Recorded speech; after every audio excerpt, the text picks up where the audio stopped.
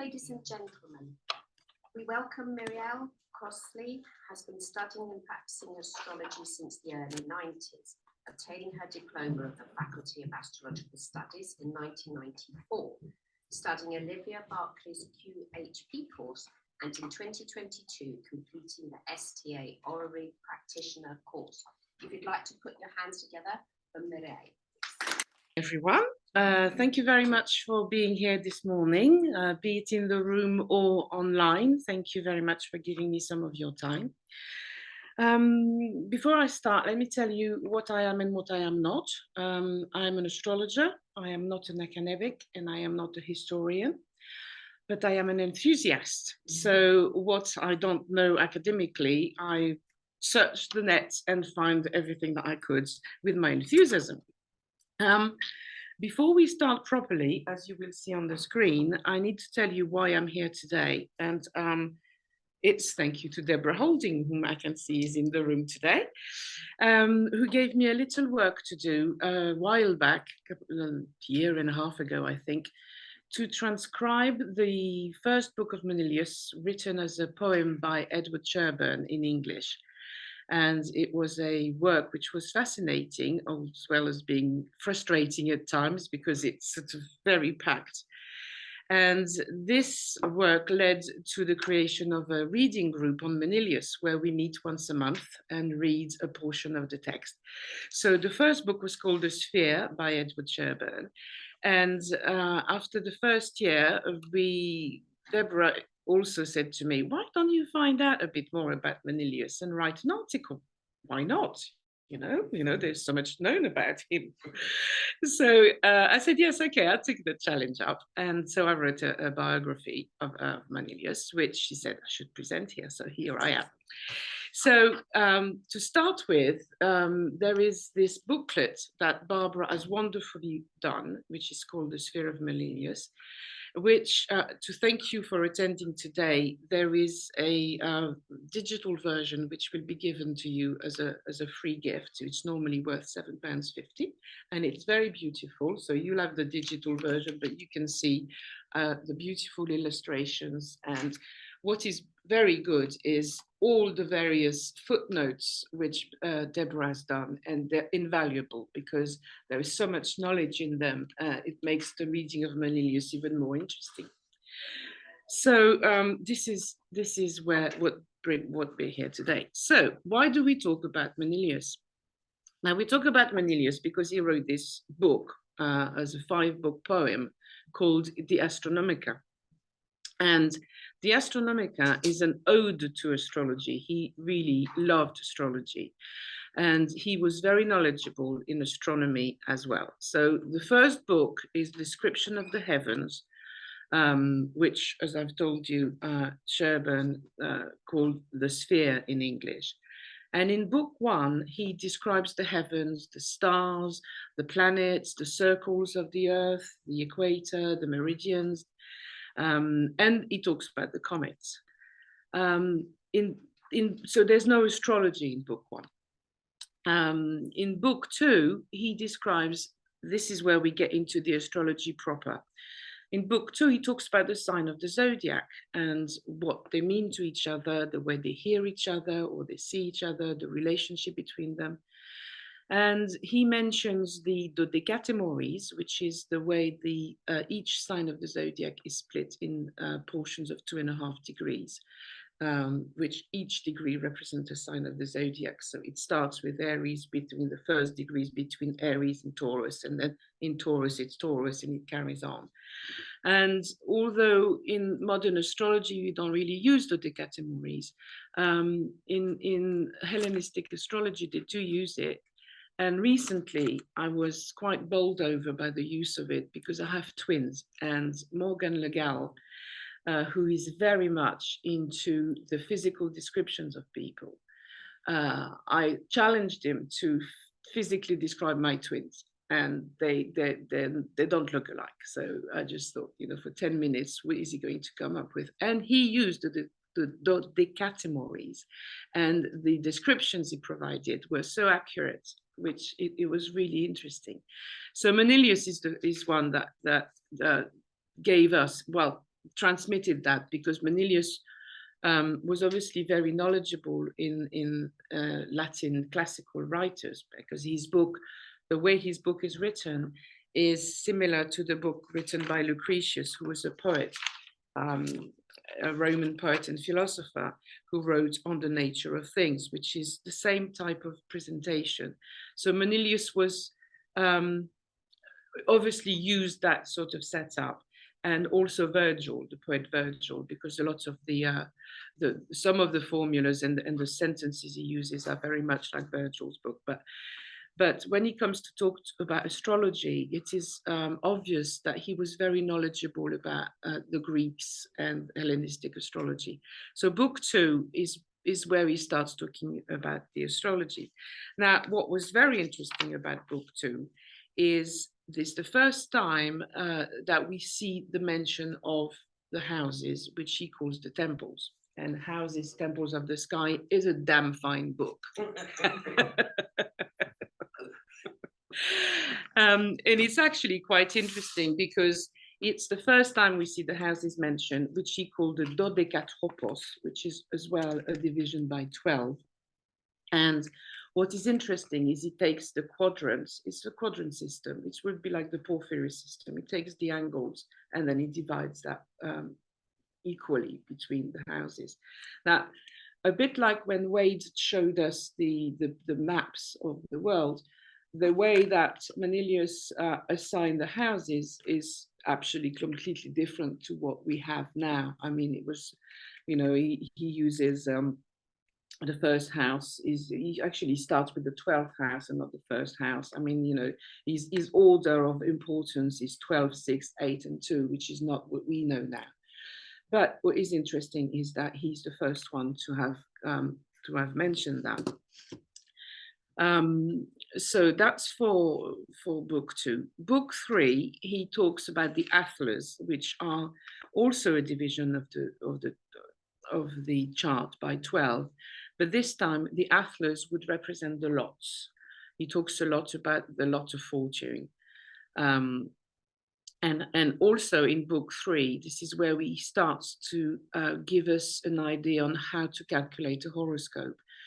Horoscopos being the name in Greek for the ascendant. So there is a chapter in there where he tells us how to do it. He mentions also in book 3 the chronocractors, which is the calculation of the man's life, the length of life, and all the different signs.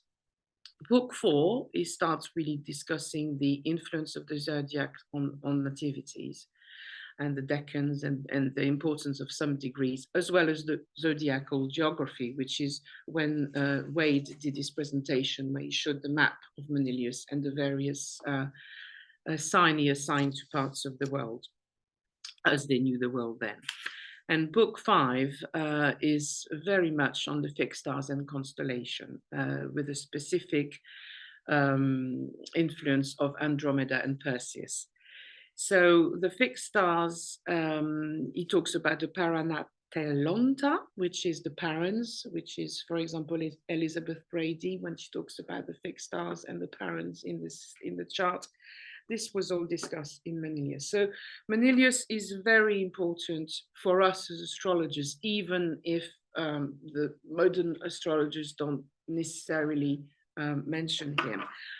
Funnily enough, since the beginning of the conference, beside Wade's and the Star, I've seen another presentation by Drew Levanti where he was talking about the joys of the planet, and I saw that he had Manilius quoted as well.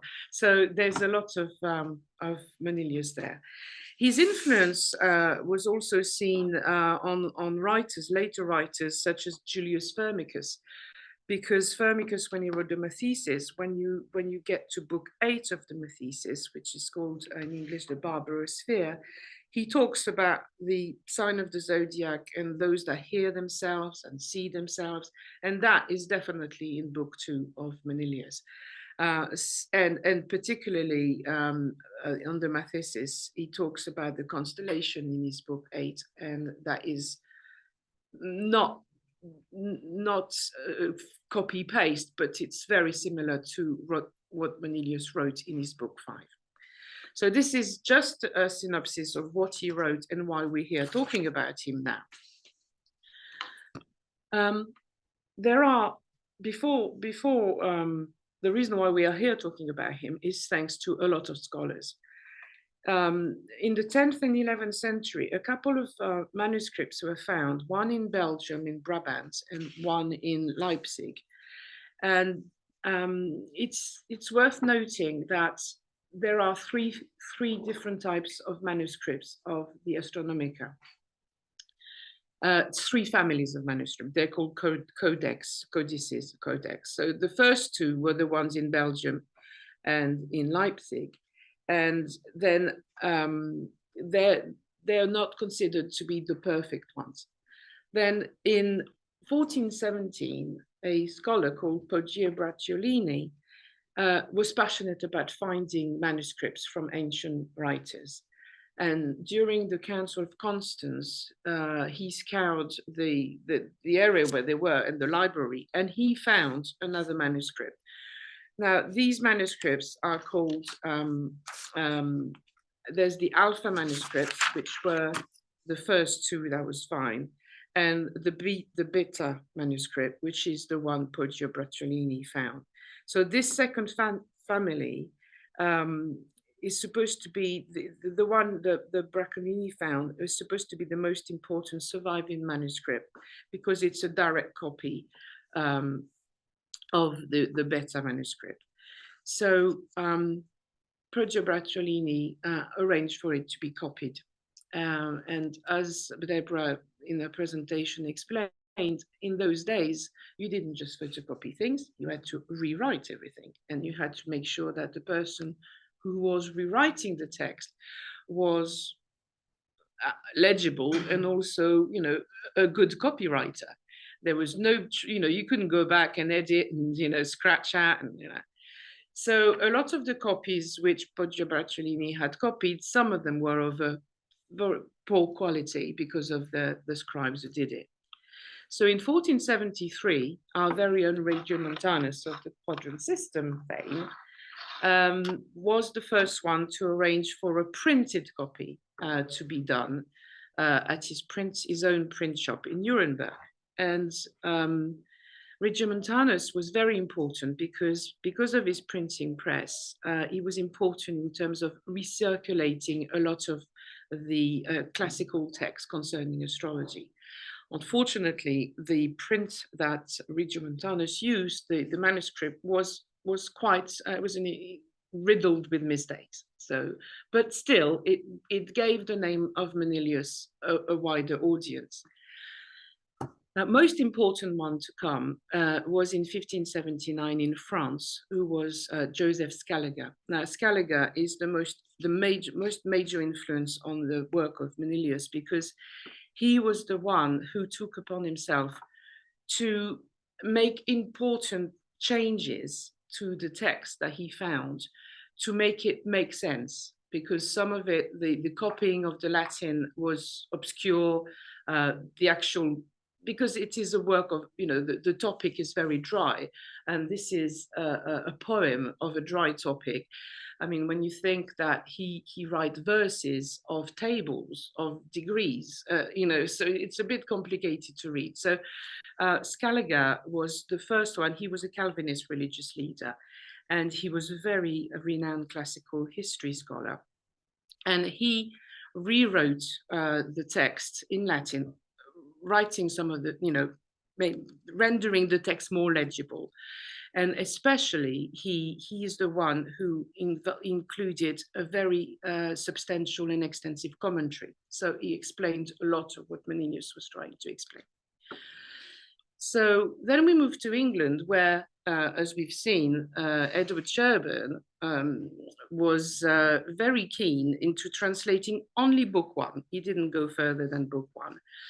But he wrote it for the pleasure of King Charles II, who had been restored then. And he titled it The Sphere of Manilius, which was a very good title because it's all about the actual sphere and the universe. So, and he did a very good job because he got a knighthood from the king afterwards. So obviously he was very good. Now, I'm very, very indebted to Sherburne for the rest of my presentation because he was the first one to try and see who Manilius was, because obviously in those days, nowadays we know everything what everybody does, every writer tells us where they go on holidays, whatever, everything we know. Then we don't know anything about Manilius. So Sherburne was the first one who actually looked into who Manilius was and tried to date him properly. The next one that we owe a debt to is Thomas Creech. Now, Thomas Creech went one further and did all of the 5 books as a poem.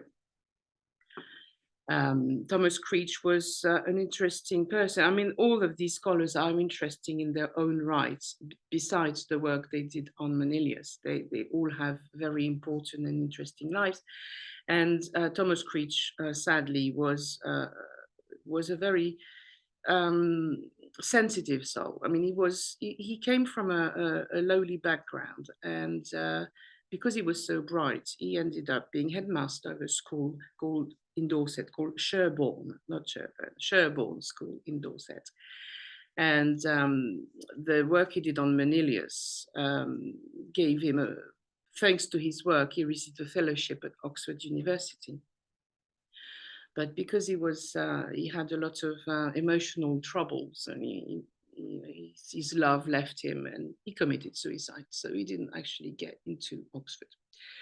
So it's interesting to read their lives, besides what they've done for Manilius. The next one who's important is Richard Bentley. Now, Richard Bentley was the master of Trinity College in Cambridge, and he also was the one who introduced Hellenism in the British curriculum. So he was somebody of importance too. And he also was historically labeled as England's greatest Latinist. So his Latin version also included a very expansive commentary. So every single scholar added to the knowledge we had of Manilius.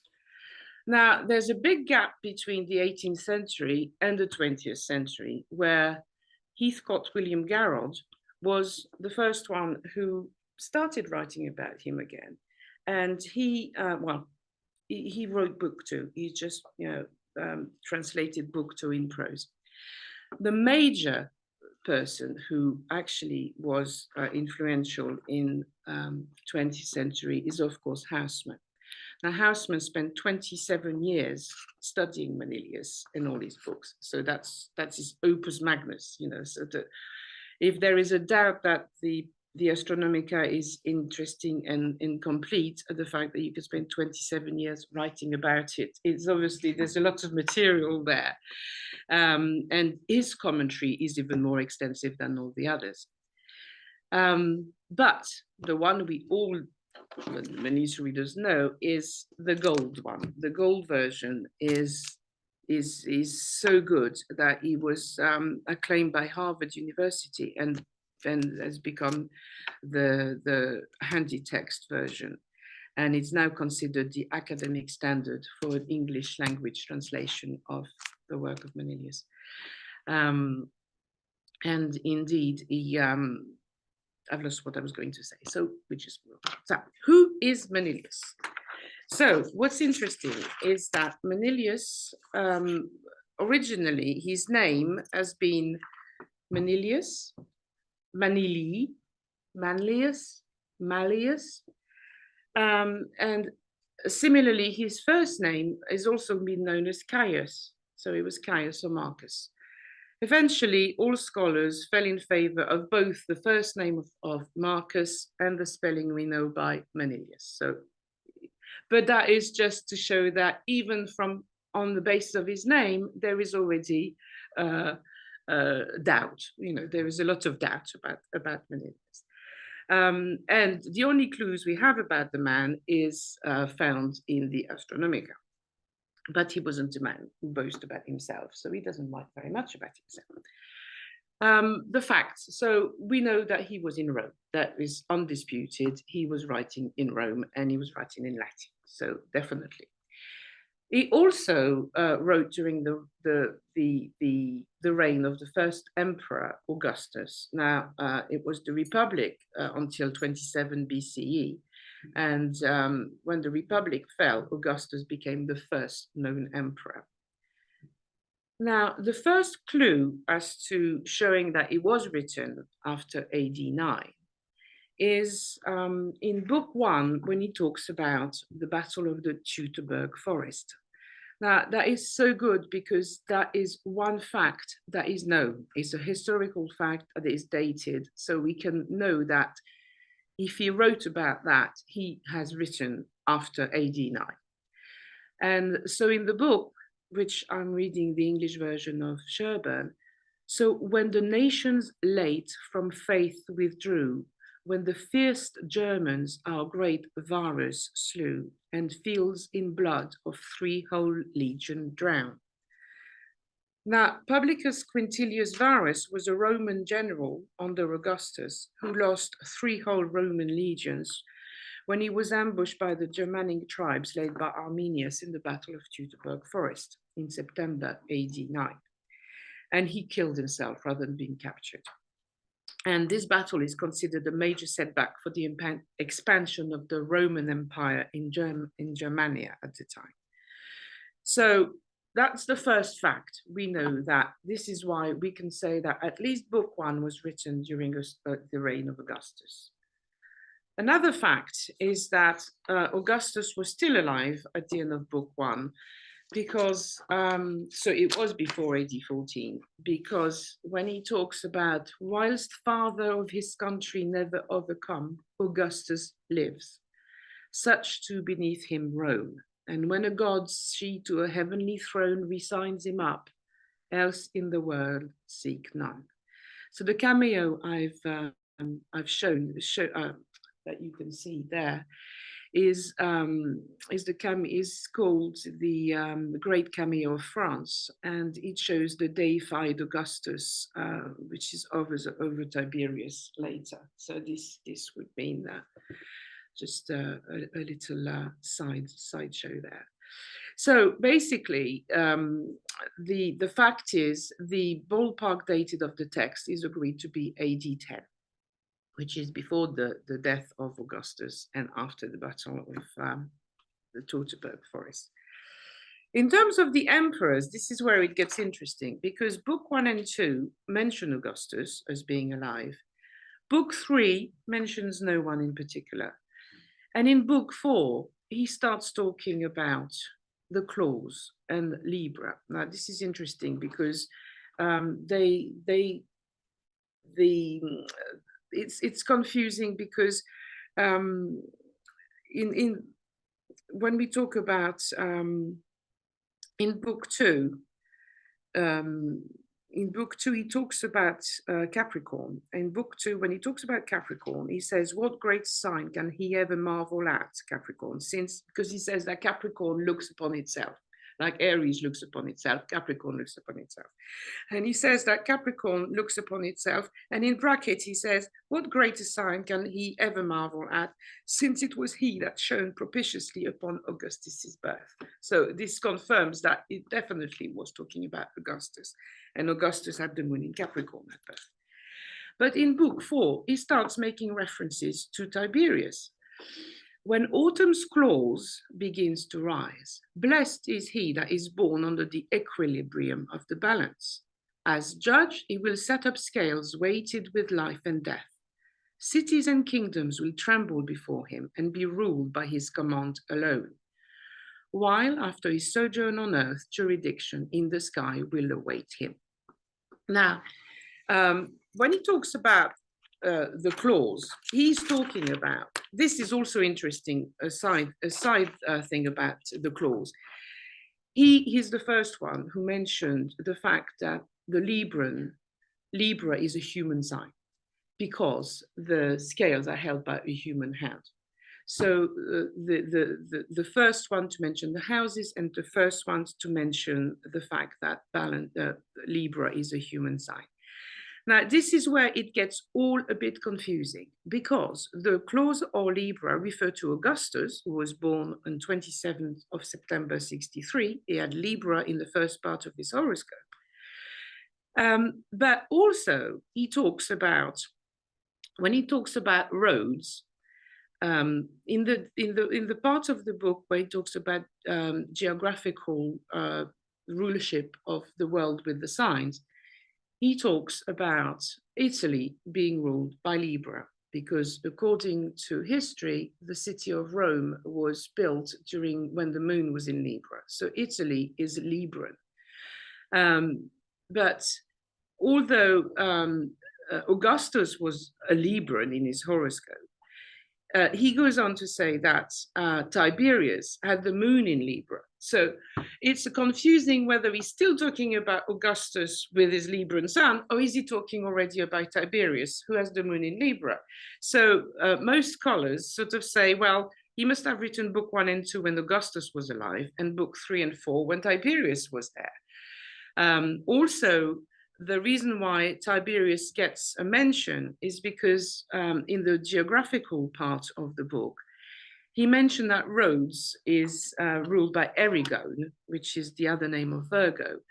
And he references Rhodes as the abode of him who was to rule the world. Now, Tiberius withdrew to Rhodes from public life between 6 BCE and 2 AD. But some scholars explain that it doesn't mean that Tiberius was the emperor when he mentioned that, because it was obvious when Augustus was getting on in life and was about to die, he'd already chosen his successor, which was going to be Tiberius. There was a lot of wrangling from his wife, Livia, who was the mother of Tiberius. So the choice of Tiberius' successor was a bit forced upon him, but the mention of Tiberius at the same time as Augustus is not shocking, because he was already in line to take over from him. So like a lot of things about, I went a bit too fast. Like a lot of things about Manilius, this point is difficult to explain. We just know that both of them were there. So to find out about the author, we have to find his age. Now, finding his age when he doesn't mention when he was born was a bit complicated. Now, but the supposed age of Manilius during the writing of the Astronomica would be very relevant to try and find another Manilius that may have been mentioned in history. So similarly, I said in my article that it was the ultimate cold case, really. It was just like, try and find, grab sort of hints when you can.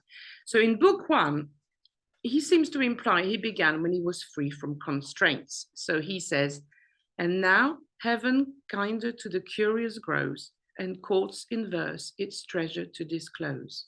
Fit task alone or peaceful leisure rise.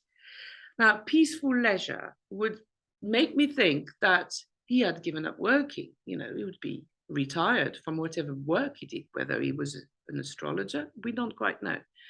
In any case, peaceful leisure would mean that he must have been of a certain age when he started writing, because he was no longer forced to go to work.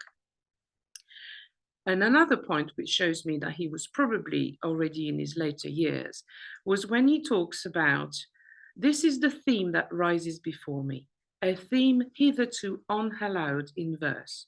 May fortune favor my grand enterprise, and may a life of many years, crowned with a serene old age, be mine, enabling me to surmount the vastness of the subject and pursue my course with equal care through mighty things and small. So he was obviously already in later years and kind of hoping that he would be able to go on a bit longer, because obviously the task he gave himself is a bit of a task, when he's going to, and he's making life difficult by making it in verse. It was bad enough writing it as a prose text, but sort of versifying it. And funnily enough, when you read The Sphere of Sherborne, when we were reading it, we were just like, hearing the rhyming, and we're thinking, you know, that Sherman was walking around his house thinking, well, can I make rhyme with that, you know? And, and I think Manilius probably had a lot of rhyming Latin things to cope with. So let's go on the assumption that he's retired, he's got a good old age, he's left his working life behind. But how old was he? Can we find out? Two men are very important in this respect. The first one is Marcus Terentius Varro, who was one of Rome's greatest scholars and satirists. And he studied with the philosopher Antiochus of Ascalon in Athens. Now, this name of Antiochus, as you will see, keeps coming up, and it's quite important. The second one we can thank, and for this I have to thank Sherburn, because he did an excellent search about all the various mentions of Manilius. The second one was important in terms of mentioning Manilius is Pliny the Elder, who was a naturalist and natural philosopher. So these two are the ones who mention Manilius the most. So Varro wrote a text called On the Latin Language. And on the Latin language, he talks about a poet by the name of Manilius. And when he talks about it, he talks about the myth. So already we see that it's a sort of topic Manilius would have been interested in, you know, anything to do with the myth. And he said, as Manilius writes. And then he goes on to say, as the same author writes, you know. So it seems to imply that our Manilius could have very well either studied at the same time as Varro in Antiochus, or was already known in Rome, may have already, because we only have the Astronomica as a text from him that survived. But that doesn't mean that, like most of us would, you know, probably put a chart out here and an article out there. He may have already written some things which were pointed by other people, other writers. So providing that this is the same person as our Manilius, it could mean that he was known to Varro personally, either because he studied with him at Athens, or because he was already publishing work already. This seems feasible. Houseman spent 3 decades compiling his commentary on the work of Manilius, and obviously we can't expect that the author wrote a book of 5 books in prose in one fell swoop. He must have started writing in the past and sort of brought out snippets to see how, whether there was interest or whether it was how it would be received. So the first mention is Varro. So that was quite an important one. Pliny is even more important in terms of the mentions. Pliny was from 23 AD to 79 AD. And he wrote a book called The Natural History, in which he writes about all the various, the stones, the birds, the animals. It's actually very interesting. That's the beauty of researching Manilius, is you end up reading other writers and discovering, oh gosh, this is really interesting. And so you go into sort of like rabbit holes of how many more classical books can you read. So he mentioned 3 times a Manilius. Well, twice, and the third one we'll see is not quite a mention. In book 10, he writes of a senator called Manilius. In book 35, he mentioned a Manilius Antiochus. Now, hint, hint, we've already seen that name. And this is even more interesting because he was the first cultivator of astronomy. And in book 36, he talks about a mathematician. So let's have a look at the contenders. The first contender is the senator. Now, the senator was mentioned by Pliny in the book, in the portion of the book which he wrote about the phoenix. When he writes about the birds, he writes about the phoenix. And he writes, the first Roman to describe this bird was the senator Manilius, so famous for his learning, which he owed to the instructions of no teacher. Now, That's, it sounds like our Manilius, because he seemed to have been quite a bright spark who was just learning a lot of things. We don't quite know what else he was doing. So, although I don't know, he didn't seem very senatorial. So this senator made a connection between the mythical phoenix and the great year, also known as the Annus Magnus. The great year was, he stated that the life of the phoenix is consummated in the conversion of the great year, which is when the stars return again to their first points and begins at high noon on the day when the sun enters the first degree of Aries. So it would be sort of like the first ingress, and the phoenix life would be similar to that year. Now, what is interesting, when you actually look further into the book of Pliny to try and find out about this senator, he writes in the portion which I've highlighted with the arrow that it was in the consulship of P. Licinius and Cneius Cornelius in 97 BC. Now, 97 BC, when you think that the Astronomica was written in AD 14, already seems like a big gap. And that was written at the time of Sulla, and we know that Manilius was writing at the time of Augustus and Tiberius, and Sulla was in 97 BC. So, but I found as well another mention of Manilius in a book written in a pamphlet, not a book, written by a French lecturer of the University of Caen called Françoise Lecoq, which she writes about the phoenix. And she reviews Pliny's description, and she notes that Pliny favored the then lost book of Senator Manilius, a contemporary of Sulla. Now, Sulla was a Roman general and statesman who was active between 138 and 78 BC. So already the dates don't really match our Manilius, because he would be a bit of an old man by then. And although he was advanced in years, he would have made him nearly 167-year-old. Because when you look at what you had to be a senator in those days, you had to be from a patrician family, and you also had to be over 60 years old. So if he was over 60 years old in 97 BC, our senator Manilius would have been 167 years old in AD 10. So because of this, it was generally rejected by all scholars on the ground of both the age and the status. It's not very likely to be our Manilius.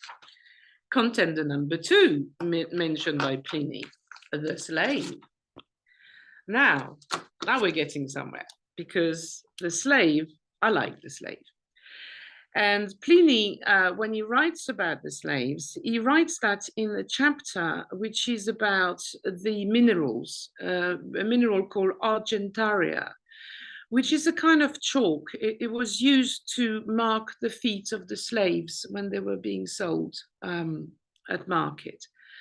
And he goes on from the chalk of the slaves to talk about the famous slaves who have been freed and have become important scholars, names that were important for the Romans. Now, he writes in the book about a slave boat which brought 3 boys from Syria to Rome. And these 3 Syrians became illustrious Romans. Now, this is interesting because there's no dating of this, but Syria was reduced by Pompey after 64 BC as a Roman province. So slaves would be brought from Syria then to Rome. So these 3 slaves who became very famous was Publilius Locius Syrus, who was the founder of the mimic scene. Oh, sorry, I put the Mimi scene. It's obviously my nickname is Mimi. Obviously, I was obviously confounded by that one. The second one was very interesting. He's his cousin, Manilius Antiochus, who, according to Pliny, was the first cultivator of astronomy. So already here we start seeing a bit more of a convergence to the Manilius that we're looking for. And the third one was Tiberius Eros, who was known as the first grammarian of the Roman world, which I found amazing because he was Syrian to start with. So I just think, it was quite interesting. So this is an important part of the book to date Manilius.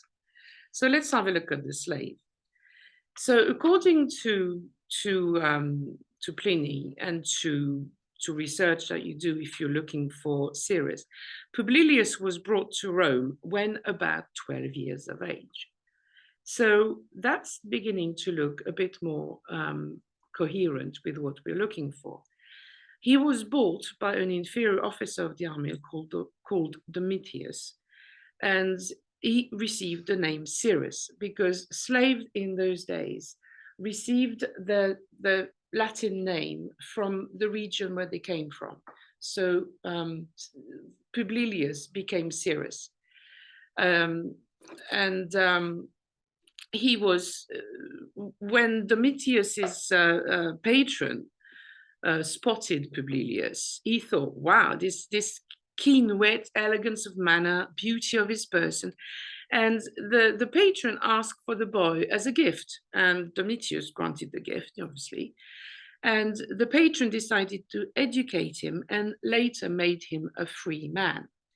And it's as a free man in 46 BC that Cyrus, who was still a youth when he came upon the stage. So I'm repeating the fact that he's a youth because he's the cousin of this Manilius Antiochus. He was only a youth when in 46 BC, he was ordered by Caesar to be in a contest of mimicry with the then very famous mimic at the time called Laberius. Laberius was a Roman equus and writer of mimes, which were farces. And Cyrus wiped the floor with Laberius and won, the contest hands down. And he then succeeded Laberius on the mimic stage and eventually found the school of mimicry. And Cyrus is said to have died in 29 BC. Now, we don't know as much about Tiberius Eros, but Suetonius, who was one of the greatest Latin writer who wrote about the 12 Caesars, amongst other things, wrote that Tiberius Eros purchased his own freedom with his savings. So he was allowed to free himself. He quotes him as saying he was formerly manumitted meaning he was freed from slavery because of his devotion to literature. He numbered among his pupils Brutus and Cassius, the plotters and assassin of Julius Caesar. So he was obviously moving in important circles. So these two slaves had Manilius on the boat with them.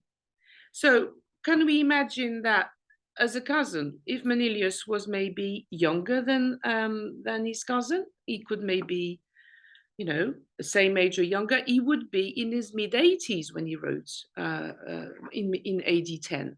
So it's much more feasible that he could be our Manilius, because the fact that Antiochus would be, because he was a slave, he would be called by the place he was coming from.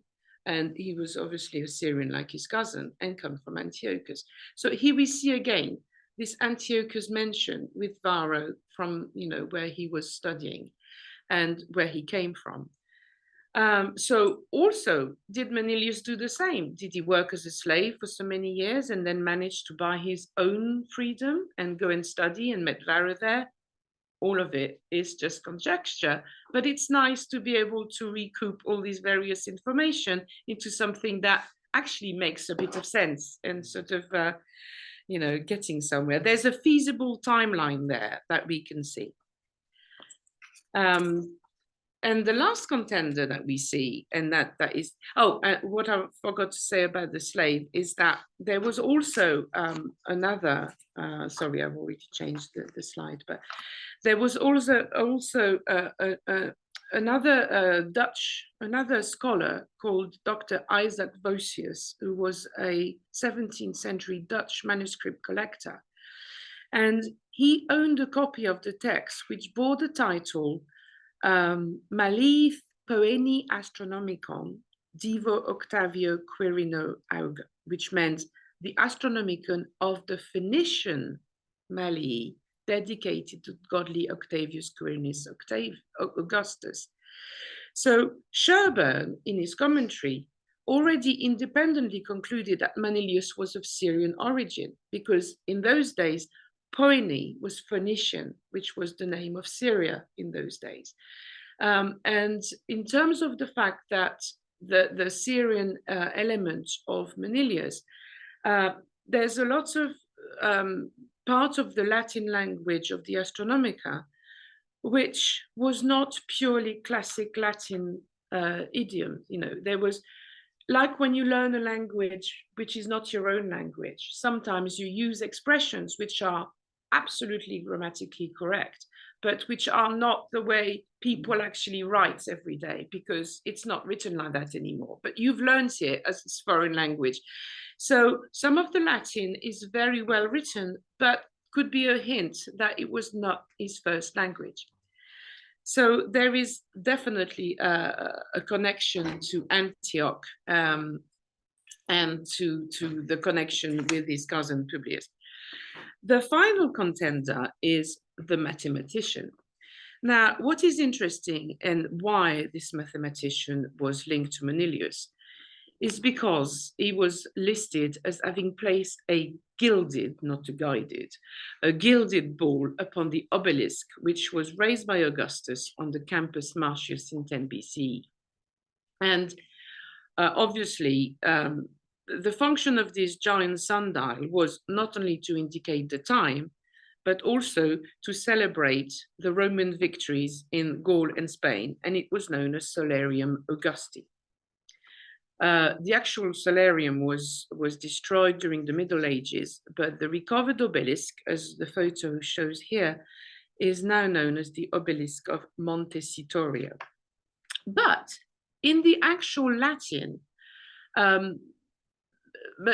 Pliny doesn't mention Manilius. He mentioned in Latin, ingenio facundi novi mathematici, which literally means by the genius of the new mathematician.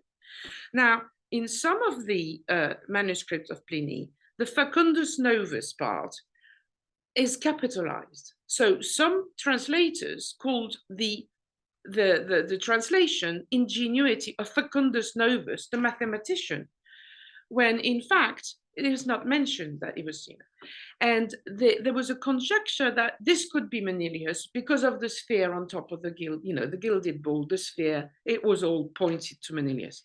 But in fact, it's not really, it's a red herring, it's just sort of interesting to think that this could be it. It's just the sphere, just thinking that it's an interpolation by most of the best editors and in corrupt copies of Pliny, as I say, the capitalizing of the Facundi Novi made it important that people thought that it was going to be Manilius the mathematician, because there is a Manilius Mathematicus, but it's just an extrapolation.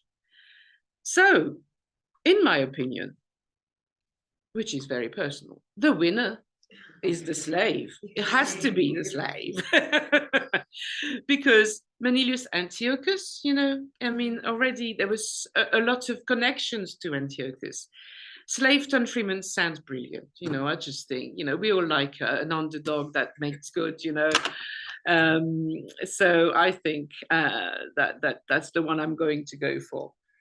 If you read any of the others, the speculation around him, 6 books may have started. There is a lacuna in book 5, which means that, obviously there could have been more books written. He probably died before finishing it because he was already probably a bit old. But then some of the writers thought, maybe he was a Geminian because he talks about Gemini being fantastic, but he talks about Libra quite a lot, thinking Libra is the best sign ever. Bentley also thought he was an Asiatic Greek from Asia Minor. So this idea that the Latin was just a bit tweaked enough for it to be a bit foreign, but also very precise. And also another classicist thought of him as African. So it's all, you know, there's as many speculations as there are scholars, I think. But despite that, he has the ultimate honor of having a notable crater of the moon named after him. And what I love is that this crater of the moon is located in the Mare Vaporum, or the Sea of Vapors, which obviously, considering the obscurity around his life and the complete haziness, everything around him, as well as the fact that he could write so well about the mysteries and inspire wonder in its reader, I think it's very fitting that he should have a crater in the Sea of Vapors. So this is just to show that there was a big gap in the knowledge and the way that Manilius was known and written about. And of course, not forgetting the biggest thing of all, which was in 2023, the creation of the Manilius Reading Group, which is, you know, revived him yet again in 2023. So this is me, and thank you very much for listening to me, and hope you learned something and that you were entertained enough by my talk.